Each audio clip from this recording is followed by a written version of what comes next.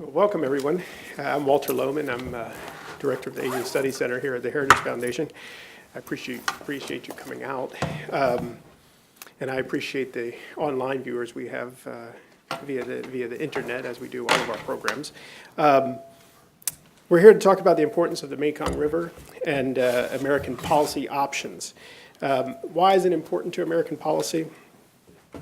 Why should we care about it?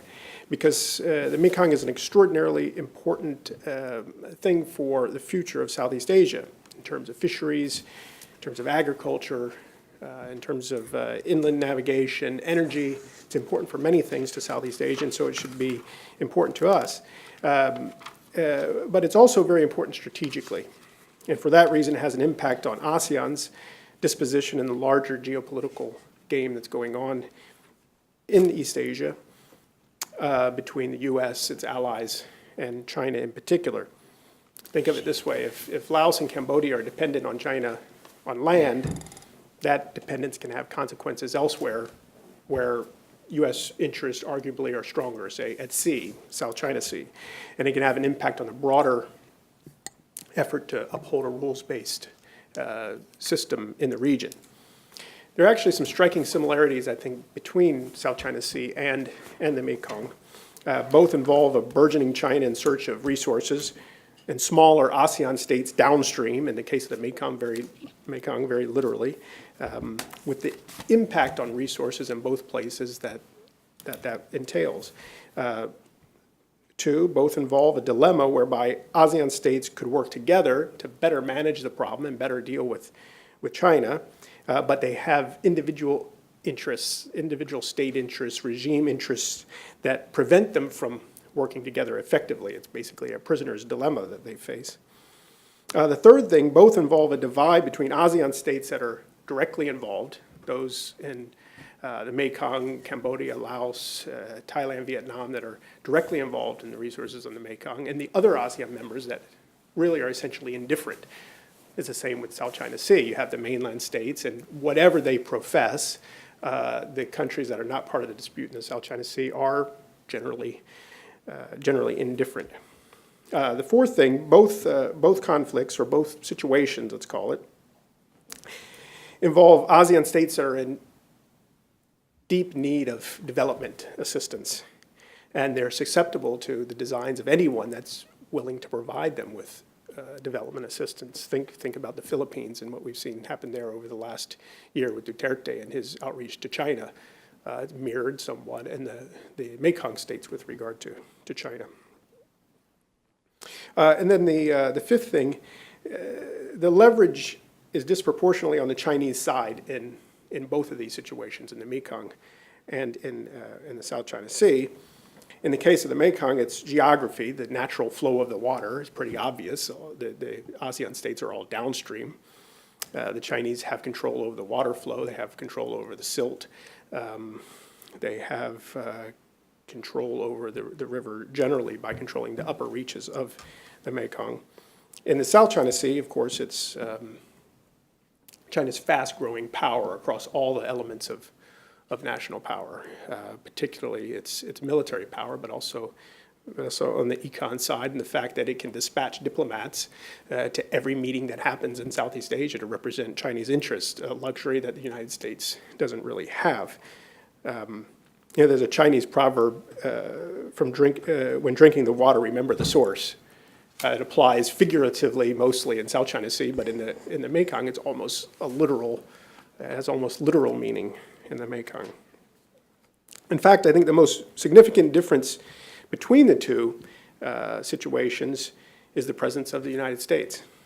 There's no power in the Mekong that's capable of balancing Chinese interests. There's no U.S. Navy in the Mekong. Washington's been very focused on South China Sea for many years now. There's an ever-growing body of interested analysts and perspective on Southeast Asia. There's organizations in town that are doing terrific work on it. The Maritime Transparency Initiative, for instance. I don't know what we would do with those guys. I don't know what we were doing before they were able to monitor so closely developments with the reclamations and that sort of thing in the Spratly area. With the Mekong, it's exactly the opposite. There's actually very little interest in it in Washington, and it's an enormously important thing.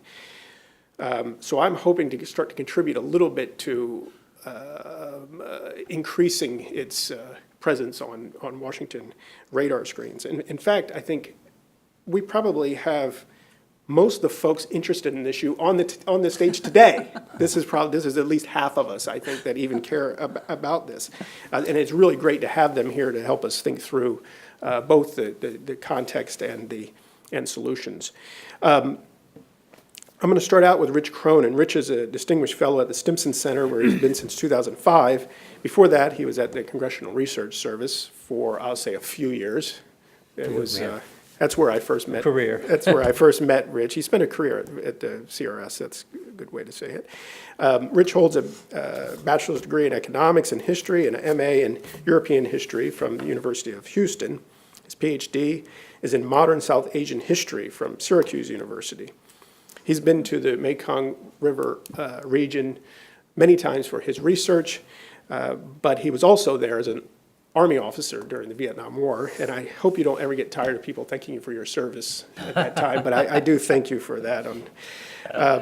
Rich is really an amazing expert on this subject, as you'll soon find out. I don't know anyone who knows the context of the Mekong River better than he does, so I'm going to have him start out, and he's got some slides he's going to walk us through. And then we'll turn to Amy Seawright for solutions. She's an expert on solutions, having served the government very well in the last several years. Amy is now a senior advisor and director of the Southeast Asian program at CSIS. From 2014 to 2016, she was Deputy Assistant Secretary of Defense for South and Southeast Asia. Amy joined the Office of the Secretary of Defense in October 2012 as the Principal Director for East Asia. And prior to that, she served as Senior Policy Advisor for Asia at USAID.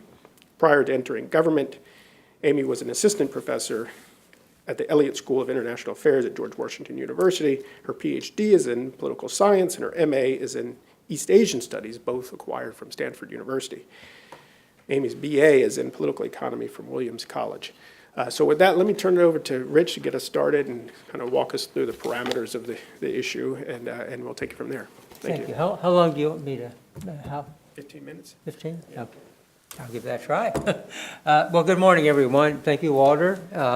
It's a pleasure to be here, and appreciate everyone's interest in this topic. I should mention that, including to myself here at the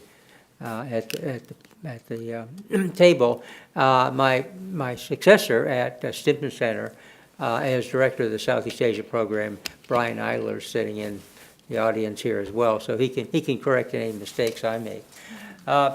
We had a technical problem trying to get a map and some slides up here, but you have copies, I see. This is a major issue, and it's one that ironically has deep roots in American policy, going back to the early post-World War II era and the Cold War. But before I get into that, let's just look at the map if you have it. The slides should be working, actually. Oh, it is? Yeah, they're on the sides. So if you click through, are you connected? Oh, are we working? Yes. Oh, fantastic. Okay. All right. So this slide is just a little old because of technical problems trying to get a newer one into this PowerPoint. But you'll see all this main subject here is about mainstream dams. And mainstream dams are particularly bad because in the Mekong you have the world's largest freshwater fishery, and per pound per water, the Mekong is even more rich in fish than the Amazon, which is 8 or 9 times its size. So the black dots are Chinese dams which have already been constructed, and that's up in Yunnan province. Then and there's actually only one left now. Originally they wanted to do 8, they're doing 7. They actually thought ahead, and, well, they realized that one of the dams would be particularly bad for their fisheries, and so they canceled it. But they've got 6, and 7 remains to be done. And then in the lower Mekong, there are 9 planned dams, 11, sorry, 9 in Laos and 2 in Cambodia. And there's also a dam which doesn't show on here, but it's really on major tributary near the river, near the main stream, called Brian. I suddenly would. Lower Saison too. Yeah, that's a Cambodian dam also. Now, of these lower Mekong dams, there's only actually 2 of them are underway. One is nearing completion, the Saibor Dam in the north, and then the Donsahong Dam in the south. Another colleague and I, and Brian has now been to at least one or both of them as well, and to see the construction site. What's the big deal about these dams? Well, it is a strategic issue for the U.S. because of the factors that Walter's already introduced about China's involvement. But it also has a major impact on food security, livelihoods, environment, et cetera. And in the case of Vietnam, they're particularly worried about the Mekong Delta, which is shrinking. And there are 19 million people there, and that's about half of Vietnam's rice crop and the main source of its seafood exports, particularly farm seafood. So these are critical issues. But as I started earlier at the beginning, there's certain irony here that the U.S. really was deeply involved in the whole idea of damming the Mekong, and that it was a Cold War initiative, and really initially was to promote development of the region, kind of a TVA type development on a much larger scale, and again, the idea was initially in the 50s was that by promoting development, this would stave off the advance of communism, by getting the economies moving and growing. But it didn't really work out that way, and it was good in a way that it didn't happen, because the experts from the TVA and the Bureau of Reclamations and the Corps of Engineers were all very expert at plumbing. That is, building the dams, calculating the flows, generating the power.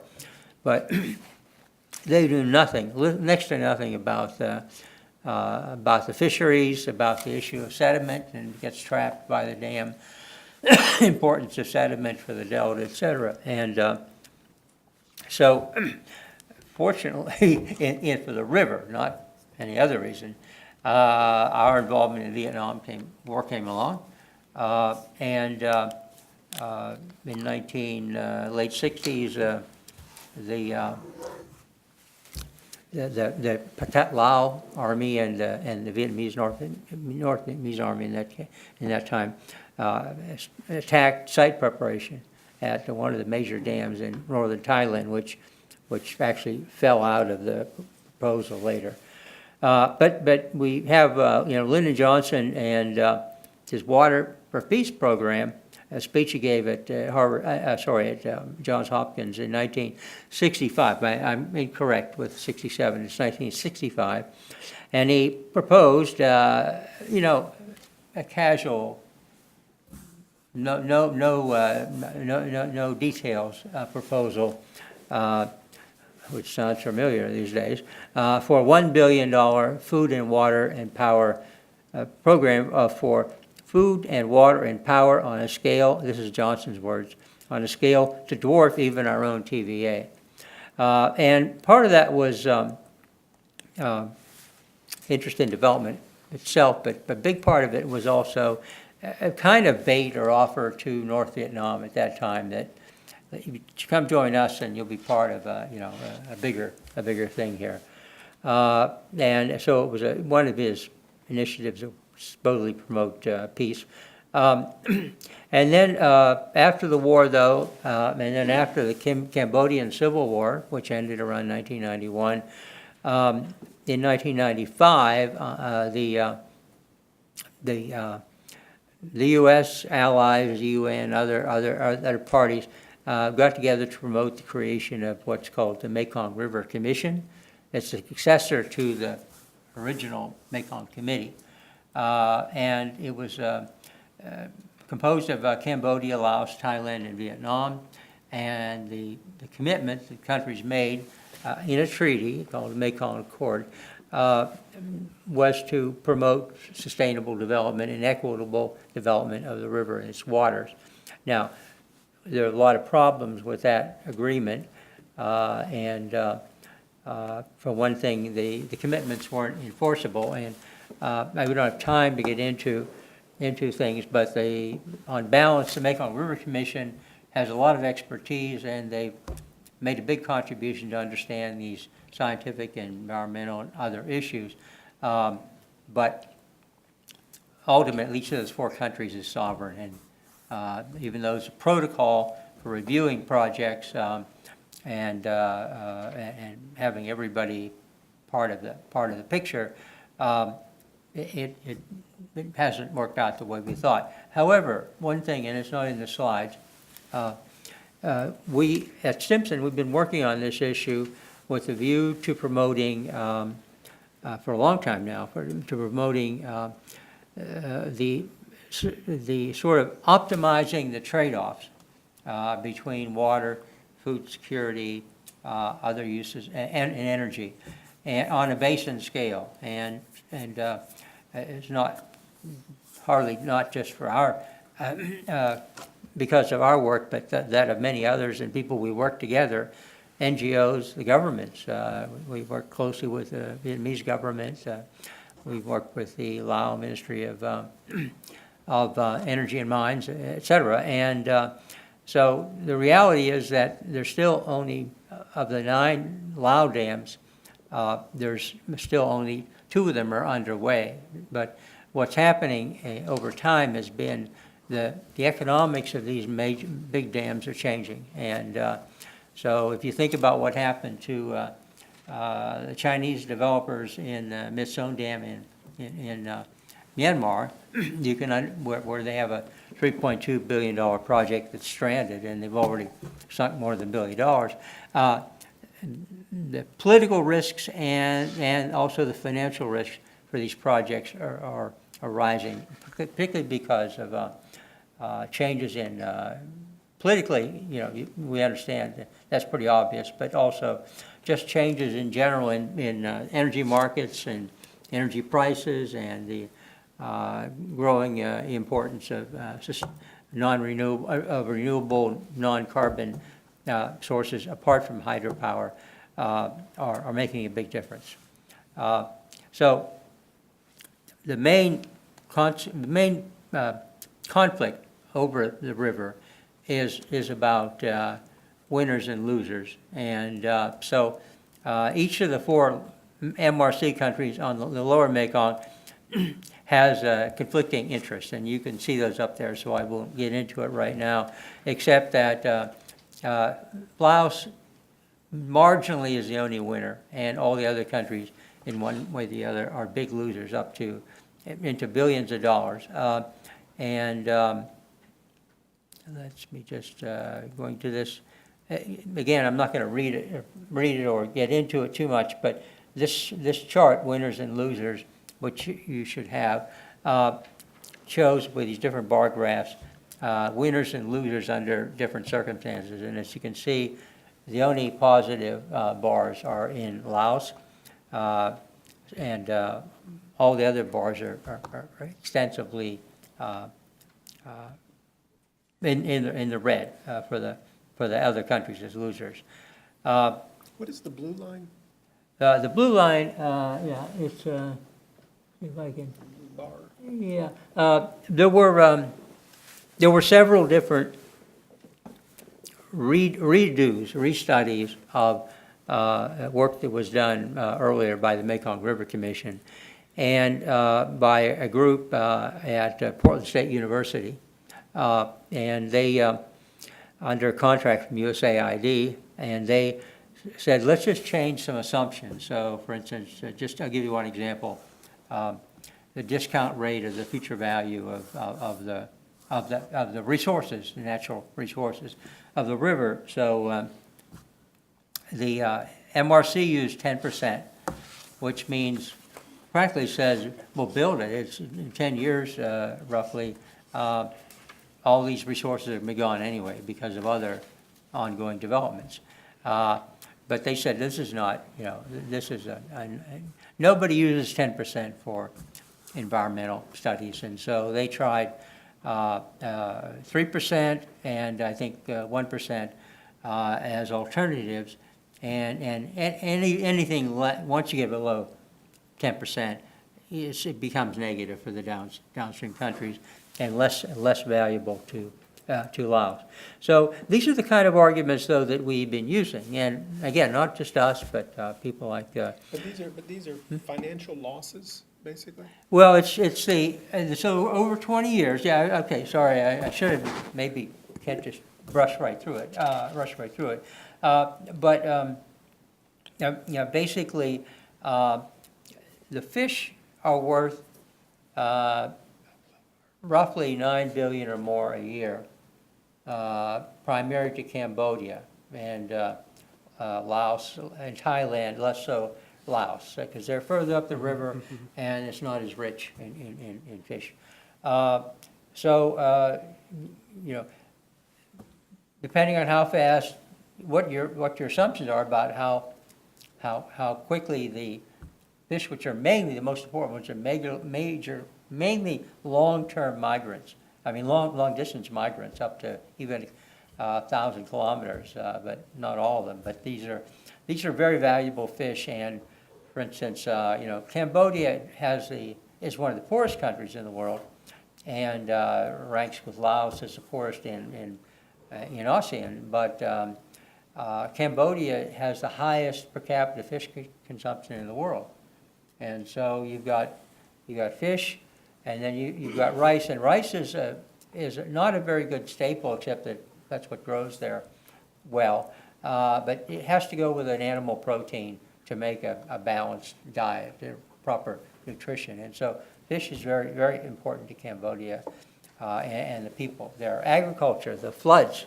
So dams interrupt the natural monsoon wet and dry seasonal changes, and all the whole ecology and all the people who live in the lower Mekong over really more than a couple thousand years have adapted to this seasonal wet and dry cycle, and so the dams are changing that. They're changing it already. China's dams already are changing that cycle by changing the phases of the river and how much water comes down. But the Chinese dams, there's this cascade of dams, which is, they have enough reservoir capacity in China, in Yunnan, to hold more than one annual seasonal flow of the river from Tibet. And they're trapping 80% of the silt that normally would come down the river and not get too much in the weeds, but the silt that comes from higher up the river is the lightest and has the most nutrients, and it's also the silt that carries all the way to the delta. And every other source of silt on the way down the river gets heavier and heavier, and the heavier stuff falls out, and it's less nutrition. So this is a huge thing, and I'll just want to skip, finally, we'll wind up here with this issue of U.S. interests, and then let Amy get into the policy issues themselves. But so, as Walter mentioned earlier, we have geopolitical, it's about China, and it's about regional stability. So you have upstream, downstream tensions, and it could in fact lead to conflicts within the lower Mekong, or at least a breakdown of cooperation among those countries. And that would that would hurt us a lot. It would hurt them, and it would be bad for the United States. I mean, again, I was in Vietnam with 1st Infantry Division in 1965. We went over by boat, in fact, by ship, because we were one of the first to go over there. But the point was that Vietnam for us then was not about resources. It was about China and communism, but it was but that also was about regional stability. And so regional stability has always been a number one issue for the U.S. in Southeast Asia. And then the Obama administration made a big effort to re-engage with ASEAN and the Mekong region under something called, they came up with called Lower Mekong Initiative, and created something called LMI. It includes the U.S. and the 5 countries. I haven't mentioned Myanmar because they're not part of the Mekong River Commission, and they don't have a dammable stretch of the river for themselves. They don't need the river as that source of their hydropower project. But it was re-engaging and trying to promote cooperative development, including countries trying to work together at the working level of the bureaucracies. Anyway, it can be argued whether he had enough resources to really matter that much. But in fact, as an example of U.S. soft power, it's been very important, and it's one of the reasons why we, for instance, have had better access to local governments, because they see us as non-government, which we are, and yet we are promoting an idea which has resonance in the U.S. government of more sustainable kind of development and cooperation. Food and water security in the near to medium term are big issues. Of course, Walter already mentioned, thank you, Walter, Vietnam's vulnerability to pressure from China, both the Mekong and the South China Sea, and also the vulnerability of the lower Mekong countries to China's pressure, in part because most of them are badly in need of development, investment and loans for infrastructure development. And regrettably, Lao government, the Cambodian government, the Vietnamese in their own on their own rivers, and the Thais,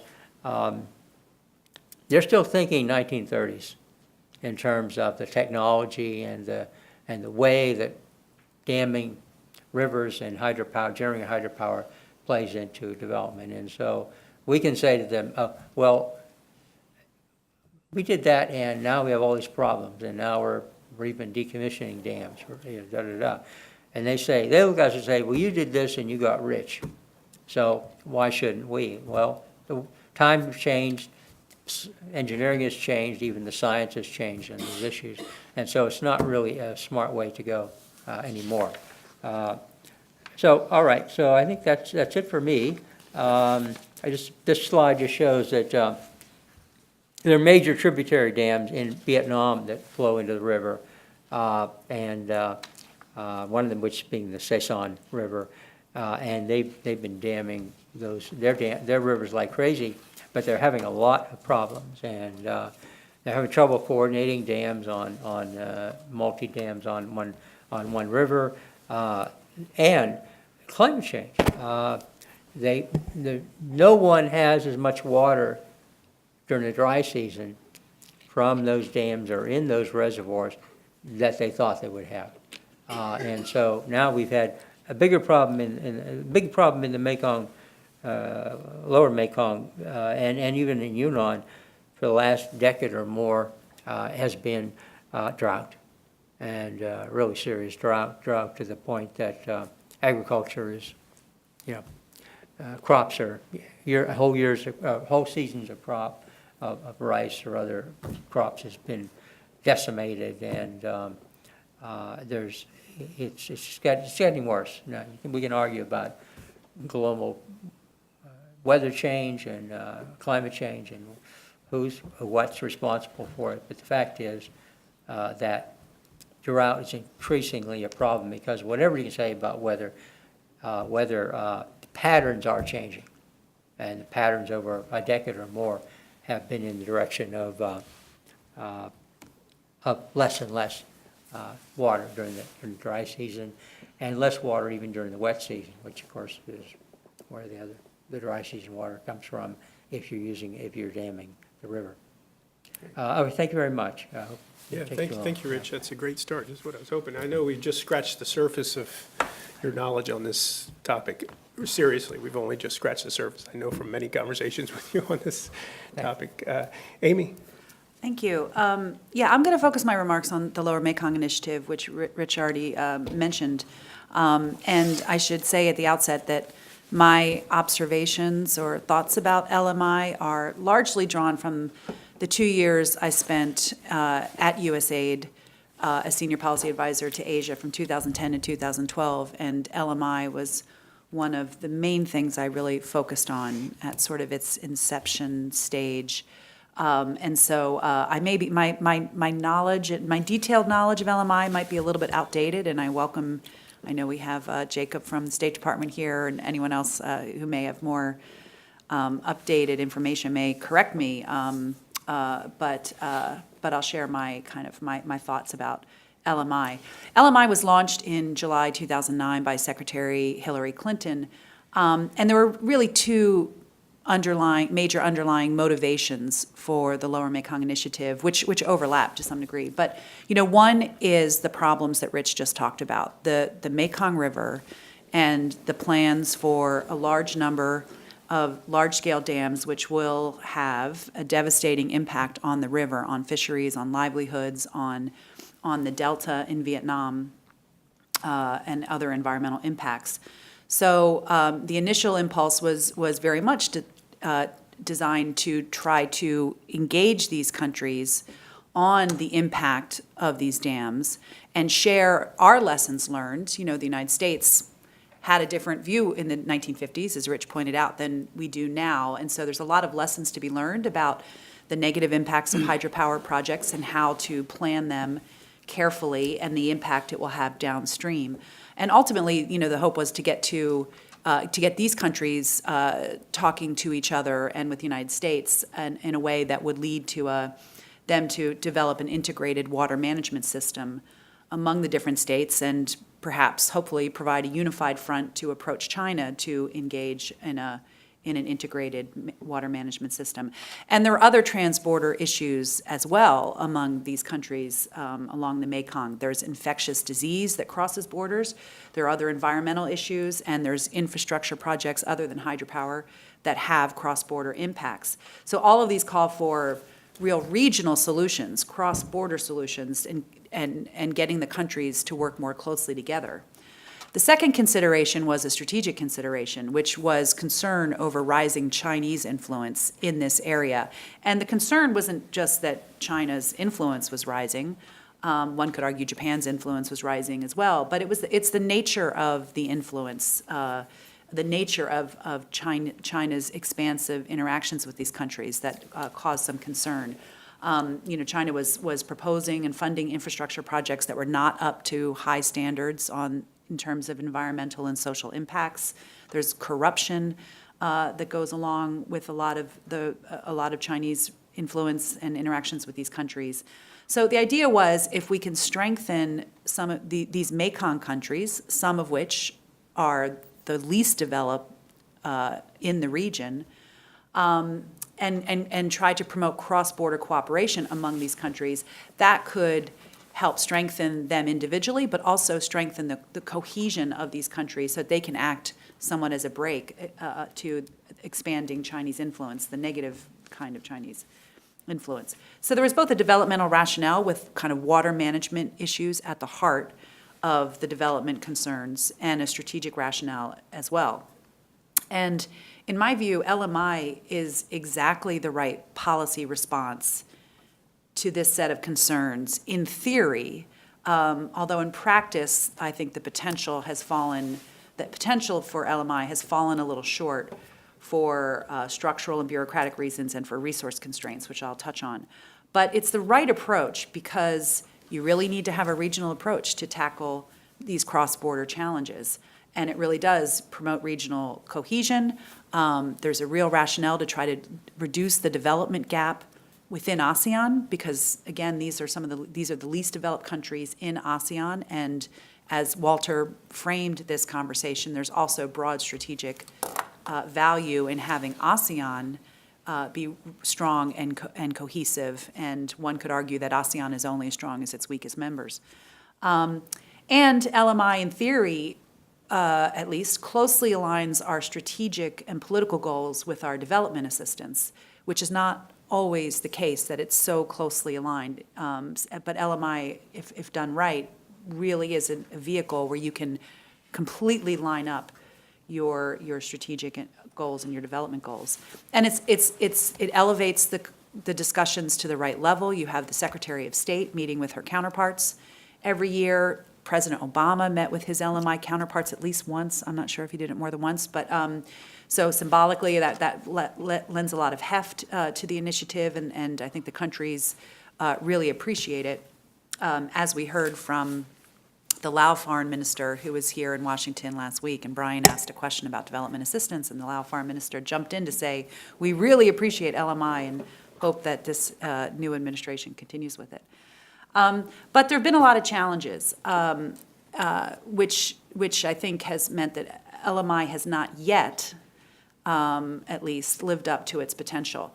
And the challenges really are that it really center on the fact that to be successful, you really have to have a regional approach to convening these countries and assisting them in various ways. Convening them is powerful and important. But to truly sort of network the assistance and tackle cross-border challenges requires us to do diplomacy and development a little differently than we normally do. And LMI has been a success in the sense that it has pushed, I think, state and USAID in the direction of doing that. But it's been very difficult, and I think it hasn't yet reached the level that it could and should. And as I was thinking about this morning, there's actually sort of an interesting parallel to my time in the Pentagon where, when I went over to the Pentagon in 2012, first I worked on East Asia, and then I worked on South and Southeast Asia. And throughout my time there, one of the major things I focused on was trilateral cooperation among our allies and more multilateral cooperation, more multilateralism in our training and exercises. And there was, under the Obama administration, I think, a growing recognition that the hub and spoke system of security, of defense relations is outdated. And to really make an impact going into the future, we need to network our allies and partners together and do things collaboratively in a much more serious way. And Secretary Carter talked about this as a principled security network. And it was an increasingly important feature of our security approach to the region. And I think here on the diplomacy and development side as well, this is an area where if we could really figure out how to network our, including with other donors, other partners that want to help, the Friends of the Lower Mekong was set up to do this, but to really try to push that forward so that we could kind of more integrate regionally our assistance, it would be very powerful. But it's challenging. Let me just say a few words about LMI, just so you have the basics. It is 4 countries. It started in 2009 with 4 countries as LMI partners: Cambodia, Laos, Thailand, and Vietnam. Burma was added in 2012 after it had gone through some reforms, and USAID opened a mission in Burma, and we sent an ambassador there. Burma was added to the LMI. LMI is arranged around pillars of work. So there's 6 pillars now. Originally, there were 4 to match the 4 countries. There was environment and water management, which was co-chaired by Vietnam. So the structure is that every pillar has a co-chair with the United States co-chairs with one of the LMI countries. So Vietnam co-chairs the environment and water pillar. The health pillar was co-chaired by Cambodia. Education co-chaired by Thailand. And the infrastructure pillar, as it was called, was co-chaired by Laos. When Burma joined, there was an agriculture and food security pillar added, which Burma co-chairs, and Thailand wanted to add an energy security pillar, which it also co-chairs. And down the line, at some point, the infrastructure pillar was changed to connectivity because the infrastructure, calling it an infrastructure pillar, set expectations among the countries that were never going to be met. So there was by calling it infrastructure pillar, there was sort of there was an expectation that the United States would be actively working to provide infrastructure to these countries, which is not what the United States does.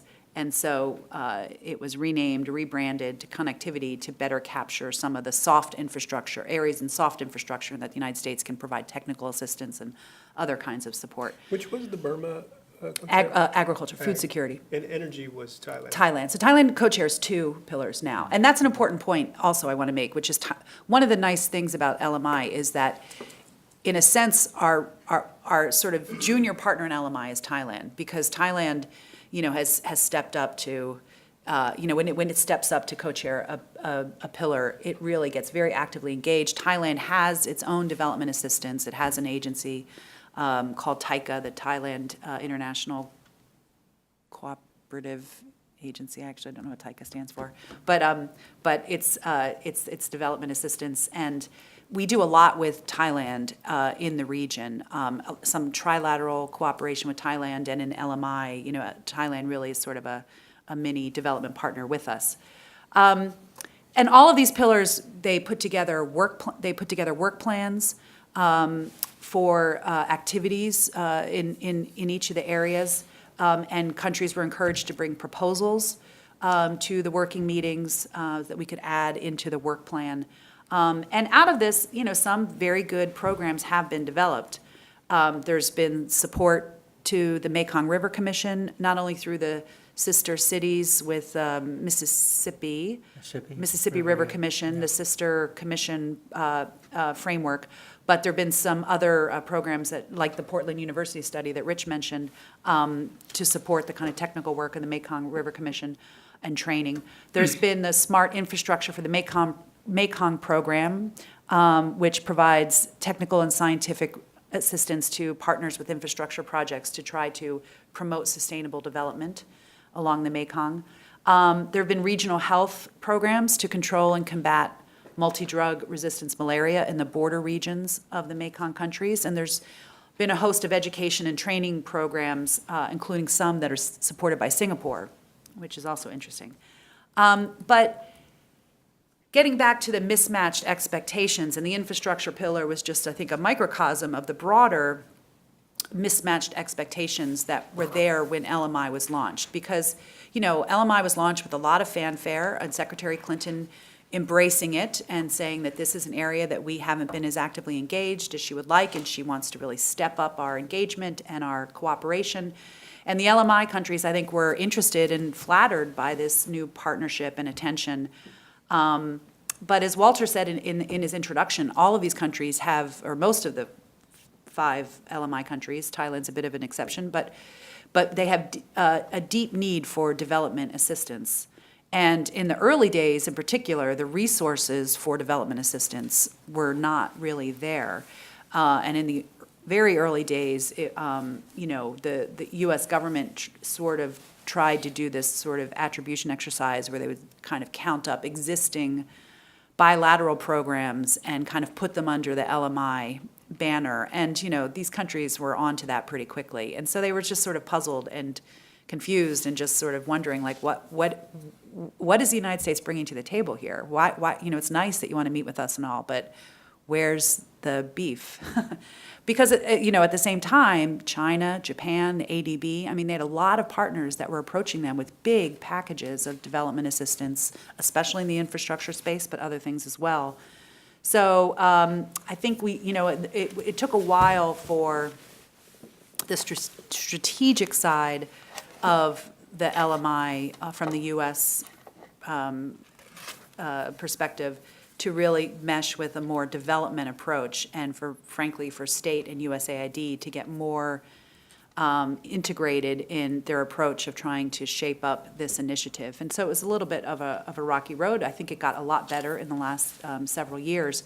But there remain structural challenges in the foreign policy bureaucracy, and that's really the second challenge that LMI has had and is partially overcome, but there's still, I think, a ways to go. And here, there remains a real difficulty of doing regional programming that is not based in one host country. And that's largely the way the U.S. bureaucracy is set up. We do have a regional development office, a regional development mission for Asia in Bangkok for USAID.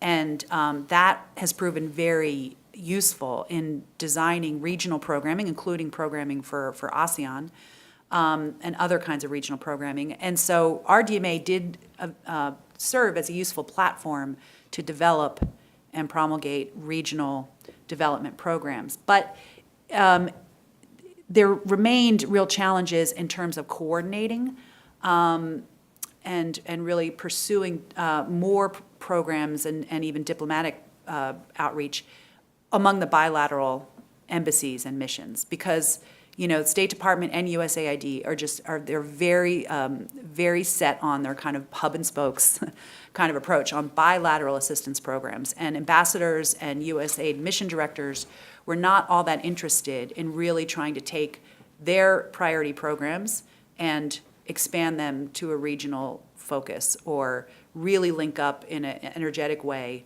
with counterparts across the borders, or really spend a lot of their time linking together. They were working closely with, say, the Health Ministry of Cambodia or the Environmental Ministry of Vietnam, but they didn't have a mandate, or they didn't have someone in charge.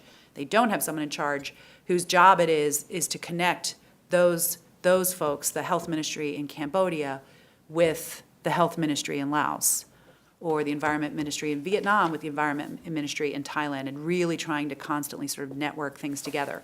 So it's a coordination problem, and it's also a bit of a bureaucratic problem, because without really strong, I think, political direction from the top, it's going to be very hard for ambassadors and mission directors to really shift their focus. And it's just hard to coordinate that many missions and that many ambassadors on what are relatively small projects. There was an attempt in 2012 to try to bring a little more coordination to this effort by creating what was called an LMI Unit, which was supposed to serve as sort of a secretariat, or at least a coordinating mechanism in RDMA to better coordinate and to better develop programming and provide coherent messaging around LMI activities. And I think that has had some impact, but I'm not sure it's really taken off in the way that some of us hoped. So, but the main reason I think why LMI has failed to live up to its promise, and Rich has already alluded to this, is that I think it's fallen short on resources. There was an attempt in 2012 to signal that there was going to be a real commitment to more resources. We put out the LMI 2020, sort of a vision plan that was announced in July 2012, which promised $50 million over 3 years for LMI. And the LMI 2020 obviously was meant to imply that commitment would sustain through 2020. But I think the spending on LMI has fallen below that for a variety of reasons. Partly because all of the regional program funding that goes to LMI and ASEAN and APEC tends to be very vulnerable to big changes in the budget, because when things happen, like when last year Congress brought back the Assistance for Europe, Eurasia, and Central Asia account to counter Russian aggression, and it earmarked nearly $100 million for that effort, which doubled assistance to that region. That means the money has to come from other regions, and a lot of it came from regional programs in East Asia. And then the Obama administration transferred $500 million to the Green Climate Fund in the UN in the final days of the administration, which meant that economic support funds that state controls for regional that are the source for the regional programs were basically cut in half. So it's just very difficult if you don't have an earmark to really protect and be able to grow those kinds of funds. So you think we're currently falling under $20 million a year? Yeah. That's Yes. peanuts, really. Yeah. Well, yeah. In terms of And what any peanuts other compared to what country's doing in the Japan or, region, yeah. any other country's doing, right? So it's peanuts. So, on the glass half full side of the story is that there has been good programs and there has been value in the convening power of the United States, bringing, and providing kind of soft support, technical assistance, soft infrastructure. There has been a soft power component to it, but it's fallen way short of what we could and I would argue should be doing. So, I do think the LMI is the right model. It has the potential to be the model for regional development, not only in this region, but beyond, in other regions as well, perhaps.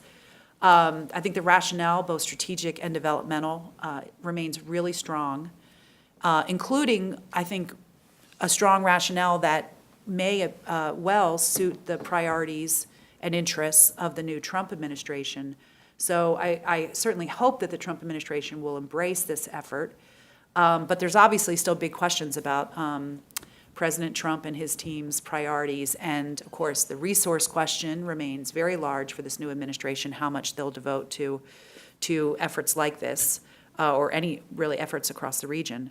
It's been much hyped about how much they don't care for multilateralism. I don't worry as much about that because, we have Secretary Tillerson has already announced, basically has told everyone that he is going to the ASEAN Regional Forum in August, and he just engaged the 10 foreign ministers here last week. And I'm also told that he plans, at least initially, the current plans are that he will meet with his LMI counterparts when he's in Manila in August. So, we'll have to wait and see how this plays out, but certainly I think there's a lot of potential for LMI and a lot more that we could be doing. Could I add just a two-finger intervention? All that Amy has been discussing and some things that I discussed in my presentation illustrate the strength and weaknesses of the U.S. system and how it works. And so the LMI was started by the State Department under Secretary of State Clinton to make come up with some kind of idea that would symbolize U.S. re-engagement with the region. It's never had more than $100 million a year in commitments, and it's definitely, we don't build things. It's not our thing. But the strength that doesn't show very well is that state started it. They didn't really talk to USAID very much about it. Right. And how the program budget system in the U.S. just talking about 3 years to turn anything in a different direction. But it's the people. So USAID got on board right away. They had to. But also other agencies have been involved. The Energy Department, EPA, Corps of Engineers, NOAA, a whole range of other departments have got involved. And the reason, and this is a strength that I'm trying to get at, the reason is about the people. That is, the money wasn't there, but the other agency said, okay, well, we'll give you somebody to, work with state on this thing. But the commitment of the people, the officials and bureaucrats, if you will, they got involved with this thing. They operated across departmental lines. It was based on largely on personal relationships that were developed and by the enthusiasm and the commitment of so many people in the U.S. government, career officials primarily, to make this work. And this convening power that Amy mentioned is, it's really important, and it's given the U.S. A whole lot of more access and engagement with all of these countries than we would have ever had without this thing. But the people part, that's our strength. It's not bureaucratic organization or coordination. Thank you, Amy. I want to open it up to questions, but I have one myself here at the outset. There's something I think really ingenious about the Chinese approach to this, which is there's a natural problem with the cost benefit. Okay, the benefits are mostly upstream, and the costs are mostly downstream. Well, you mean the impacts? The impacts, costs. right? Yeah, The yeah, impacts are downstream. Yeah. And so, what the Chinese have done is expanded the value proposition, right? They've created their own organization, they work on infrastructure. So if you're dealing with Vietnam, you're dealing with Cambodia, it's not just the impact on fisheries or agriculture, it's that you're also getting this additional bump in infrastructure spending or whatever, or payments on the side to certain officials, or completely unrelated sort of funding. And it seems like to me that the limitation to our approach, it may be unavoidable, but the limitation to our approach is not just the amount of money that we put to it, which, like you pointed out, $20 million is peanuts compared to the amount of money that's flying around in the region, but also the focus of it. So we're focused on the interests of bureaucrats we deal with, professionals, people who really understand these issues, want to focus on agriculture and energy and resource management, et cetera, but doesn't touch the political class in any of these countries, where the Chinese are playing directly to the political class. Mm-hmm. And so we're working on all these projects that are for the good of everyone, that will help the water and help the resources for your average fisherman. And the Chinese don't give a darn about that. Right. They're working with the leaders, and they're paying off family members, and they're building projects that may have no useful purpose. So I guess the question is, one, do you agree with that basic imbalance? But how do you get at that problem? I don't think there is a good solution. I mean, I think, well, first of all, the fact that LMI was created at the Secretary of State level does help a little bit, because it elevates, the discussions to senior leadership levels. And when President Obama met with his counterparts, I think that was very powerful. And you can have conversations about those downstream impacts, which Secretary Clinton did with her counterparts, and it was pretty powerful when you were in the room and you were hearing the foreign ministers discuss those issues with Secretary Clinton. But ultimately, you're right. I mean, the Chinese bring all kinds of things to the leadership that the United States can't match. I mean, maybe we can match. We do a better job. We have more leverage or more tools we can bring to the table on, for example, defense relationships or other kinds of things, but we just can't. We can't match the Chinese at their game. Yeah. Look, there are a lot of things that the U.S. could do, and we've been talking about this, but we shouldn't, I think, overestimate the Chinese either. All of their projects are in they're mainly loans, and they're not particularly good terms for the lower Mekong countries. All those projects are aimed at either exploiting the resources, the natural resources, for China's benefit, mining, plantation agriculture. I mean, all of northern Laos is now covered with Chinese rubber plantation, or influence with the political class, as you mentioned, or integration of countries into the greater Chinese economy. But that's the idea, but it doesn't work out exactly the way the Chinese think. Now, there's some projects that they've done that have had a lot of influence and impact, but for instance, all of these projects have stirred up enormous political reaction in the countries themselves. Land grabbing, Cambodia, Vietnam, but particularly Cambodia, Laos, and even in Thailand with Thai projects. Land grabbing is a huge issue, and if you look at the fact that Hun Sen, Prime Minister of Cambodia, had an embarrassing victory in the last elections where the opposition got about 42% of the vote. And that was with a crooked election, that this happened. The downside of this for these leaders and their political classes is the potential for stirring up reaction. And also, anyone who's ever spent any time in Mekong, Southeast Asia, can tell you everybody hates the Chinese.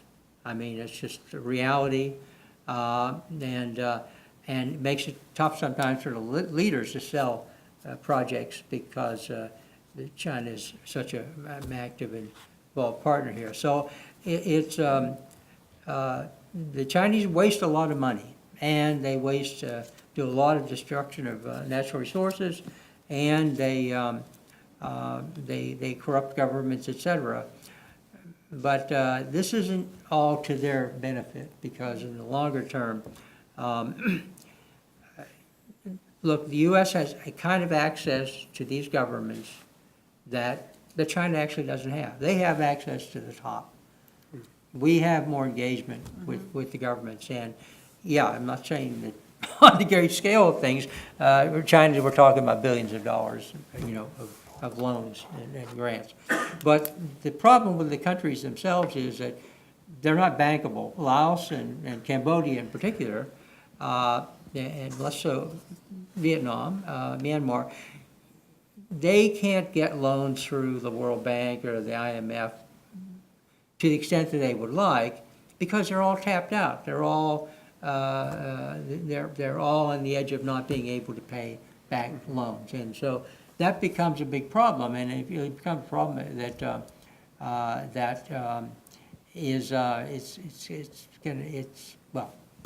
it's been to the detriment of these countries that they can't get soft money.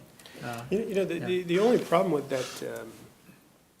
that equation, between the Chinese having influence No, at I'm the not top. equating, though. I'm No. not I mean, balancing. I mean equation as Yeah, in, yeah. two sides of an Yeah. equation, that the Chinese Yeah. have influence at the top and the Americans have influence deeper down and have support at a grassroots level, is that none of the countries in the region are democracies. And so really, the man in the street, the way that his opinion gets filtered into the top doesn't really matter that much. You go to Vietnam, it's almost universal. You talk to anyone in Vietnam, they don't much like the Chinese. But the Chinese government and the Vietnamese government has a very close relationship. So can I just take a slightly different tack there? I mean, I think, you're right. None of them currently are democracies, but, and that's unfortunate for that reason. However, I mean, one of the things that LMI, I think, has really helped to do is, as you framed the comparison with the South China Sea and mentioned AMTI, I mean, to some degree, it has brought some more transparency to the policy trade-offs, to the policy discussions at lower levels of government. I don't know if it reaches the man on the street necessarily, but there is a filtering down mechanism there, and a greater recognition and understanding, and getting the countries to talk to each other about these issues as well, I think is really important. And I would not say that these leaders do not have any accountability to their publics. I mean, we saw the huge demonstrations in Vietnam with the fish kill around the time that President Obama visited last year. We saw the Myanmar government turn off the Mia Dam. That was China's funded dam, and I don't know what the status of that is now, but I don't think it's going forward, because there was so much public resistance to the idea of this dam that was a bad idea and was being pushed on them by China. And there are other examples like that. So even though Laos, Cambodia, Vietnam, these aren't democracies, but ultimately they do have to answer to their people. And I think Rich is right. We shouldn't ignore that anti-Chinese sentiment in a lot of these countries. Yeah, it's not, it's not fair of me either to lump them all in being not democracies, because some of them on a certain scale, they have, Myanmar has been going through this process for the last several years, et cetera. But the other part of this is that the connections between the political class and the bureaucracies. I mean, Thailand, for example, has an extraordinary public service. Yeah. They have an extraordinary foreign service. But does anybody listen to them? That's the other difficult thing. So we engage at this very practical, very useful level. That's very good for the country. Yeah. And the question is how much it sort of filters up, That's a good basically. point, yeah. Well, there's another angle of this too, and that is that China is a divide and rule power. They don't want to deal with the countries as a group. Right. And we're trying to promote cohesion. You mentioned that, I think, earlier. We're trying to promote cohesion, and it's really important that these countries, what is it, hang together or hang alone, work together or hang alone. I mean, if we can't support somehow, in various ways, support cohesion in the region, then that makes it worse for everybody. Yeah. Any questions? I had a couple more if there are none. Yeah, right here in the center.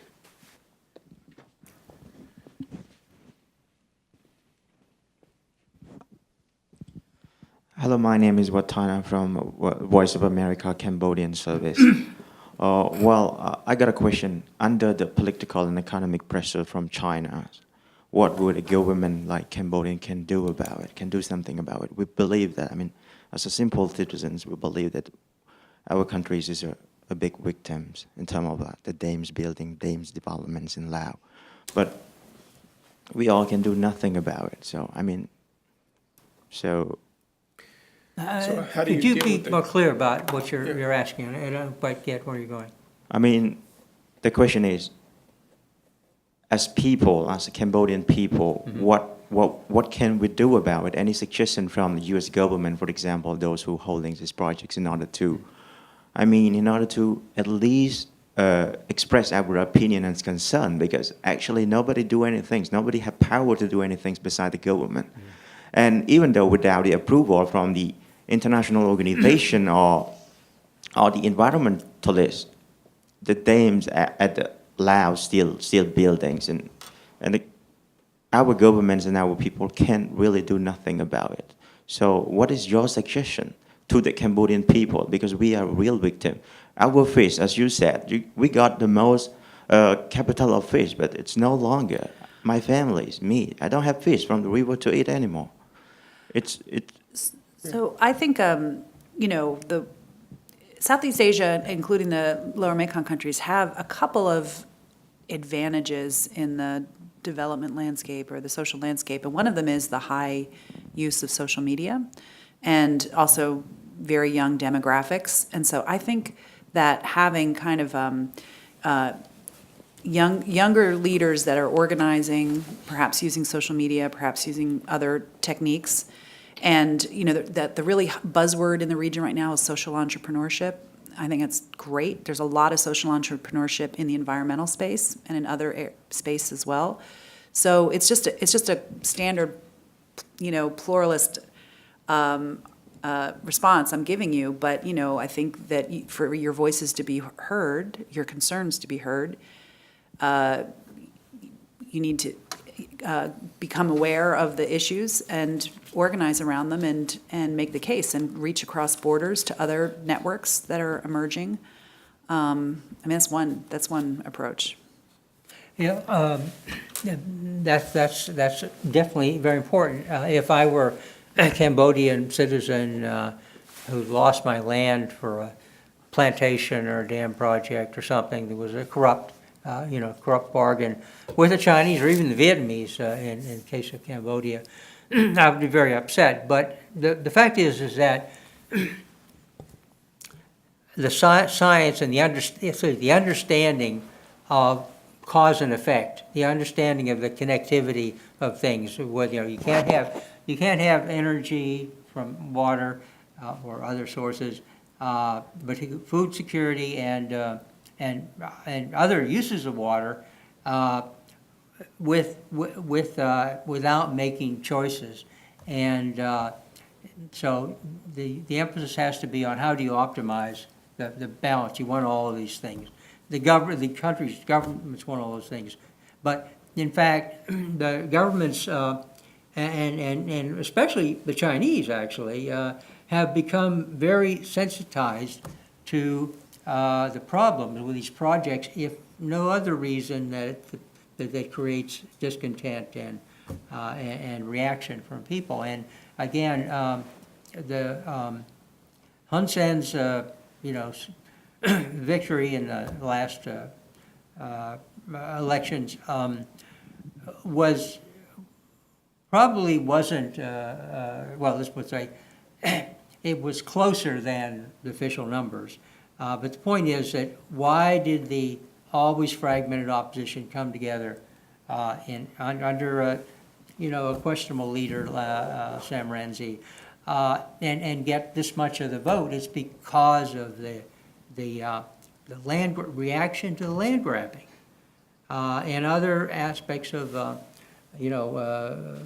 excessively rapid development and damage that it causes. And so I'm not complacent about this. That's why we keep working on it. I'm retired now, but Brian and his friends and our friends in the NGO world, in the science world, in the government world, no one's letting up on this business. And the fact that only 2 of these Lao dams are only under construction now after all this time.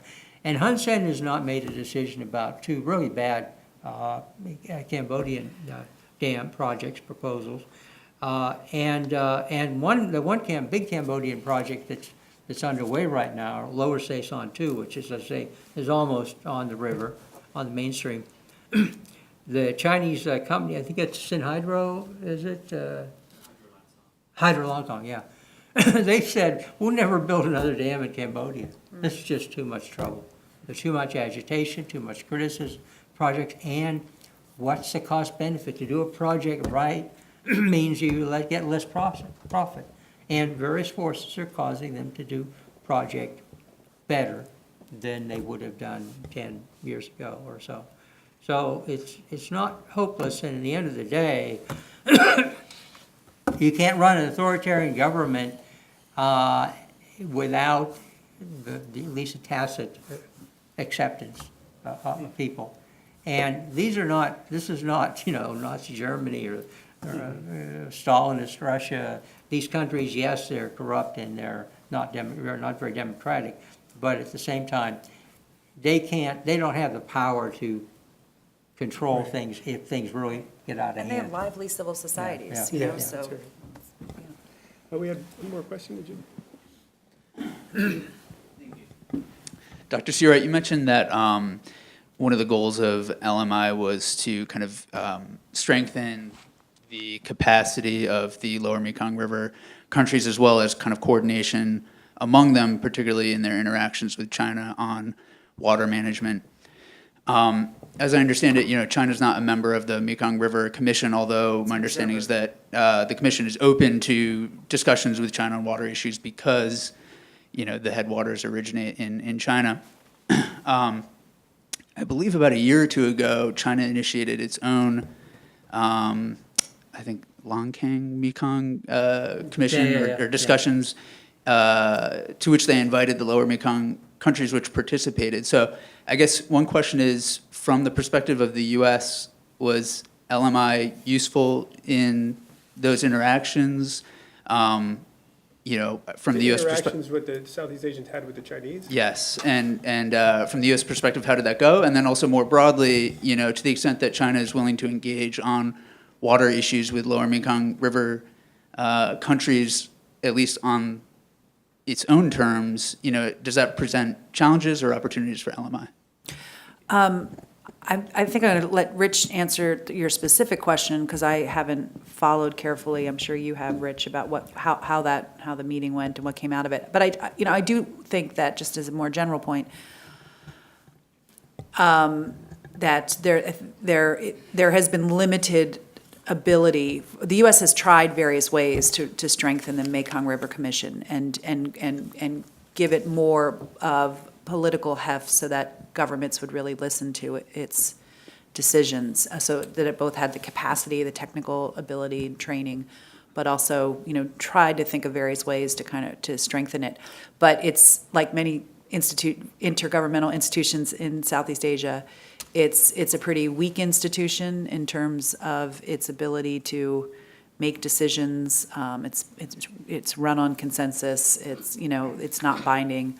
And so when they made a decision that Laos should defer on the Xiaoyuburi Dam, that Laos just said, we're going to ignore it, the decision. So there's been no kind of code cracked about how we really can elevate the Mekong River Commission. Go ahead. Yeah, thank you. Starting from the last thing you mentioned, Amy, the Sayabori Dam, which was the first major Lyle mainstream dam project. Yes, ultimately they went ahead, but they delayed the project for about a year or so. And in that interim, they tried to negotiate with the Vietnamese in particular and their neighbors, and that wasn't going very well. But in the interim, the Thai developer, spent another $400 million on a 3-point-something billion dollar project to totally re-engineer the dam, to respond to a technical review that had been done by MRC experts on sediment flow and the fisheries. Now, what they did for the fisheries, it remains to be seen how successful, if at all, that'll be. But they did swap out 4 of 9 gates to the dam for ones that were better able to pass sediment downstream. So, and the same thing, the developer of the Don Song Dam has done a lot of advanced research on fisheries to try to promote alternative paths through that area. But getting back to the Chinese and this lower Longshang Mekong cooperation mechanism, I think they call it. It's fraudulent in a lot of ways, but it did partly responded to the LMI. This is China saying, okay, this seems like the U.S. is getting too much influence with this LMI thing, and we've got all the power and the money, but we're kind of nervous about it. So let's us do something more cooperative. And the issue was for them was not just the LMI, but also their dams have played havoc with the river, and in combination with climate change and all these droughts. Have they admitted that there's an environmental impact? I thought they were, a few years ago, they were denying Well, that their dams had any environmental impact. They've been several times now actually released water in response to very vocal complaints from downstream, both people and governments, about how they're operating these dams. They don't share any information on when they're starting, when they're stopping, what the level of water in their reservoirs is, so there's no way for downstream countries to know what they can depend on. And now, but even more pertinent on this mechanism, this cooperation mechanism, is that yes, they formed a committee under it to talk about water, the river, but that's minor compared to the other aspects. So a week before the meeting was held on Hainan Island with the heads of government from the lower Mekong countries, the Commerce Ministry, put out a statement. The Chinese Commerce Ministry put out a statement, and I guess the minister that basically said, "Hey, look, let's stop arguing and worrying about the water. The water is not your future, downstream countries.